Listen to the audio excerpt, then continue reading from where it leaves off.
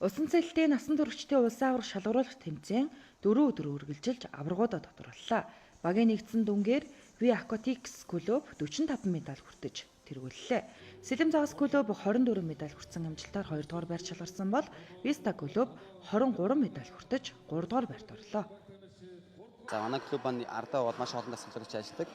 Тэгээд нийт одоо багийн дүнгээрээ манайх 1-р хайранд орлоо 18 алттай. Тэгээд нийт тамирчтай энэ олон жил багштай ихэд хийсэн их баярлалаа. Эхлээд алдахгүй ажиллагч баярлалаа. Сэтгэл маш өндөр байна. Манай энэ тэмцээн дээр 3 жил хэвлэлээгүй 100 м өрөө давсэлтийн рекордыг хэвлэлээ. Тамирчид маань медальгүй ботсон тамирчид алга. Энэ жилийн улсын аварга шалгаруулах тэмцээнээс олон улсын хэмжээний мастер, энх хамгаалангийн ариун тамир, 9 алт 1 мөнгө, 5 хүрэл медаль хүртэж эмэгтэй тамирчтай тэргүүллээ.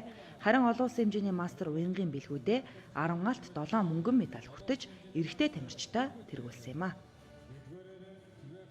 Тэмцээн болгон маань туршлага болж явдаг. Цаашдаа манай амжилтын маань үндэс олон хүнээс яг энэ удаагийн тэмцээнээр маш шинэлэг.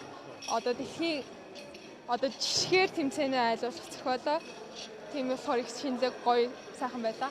Нэлээд олон төрөлд гарч олон төрөлд финалдж нэлээд ачаалал авлаа.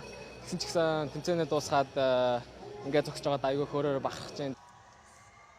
Тэмцээний эмэгтэйчүүдийн дүрийг гүйцэх 100 м-ийн өрөөр далах сэлтийн буйхай төрөлд V Aquatics клубын баг тамирчид 4 минут 805 секундын амжилтаар улсын дээд амжилтыг шинжилсэн бол эрэгтэйчүүдийн 800 м-ийн өврөөр далах сэлтийн ганцаарчлсан төрөлд спортын мастер Гонгорын Майдар 9 минут 10 21 секундын амжилтаар улсын дээд амжилтыг шинжилэн тогтоосон юм а.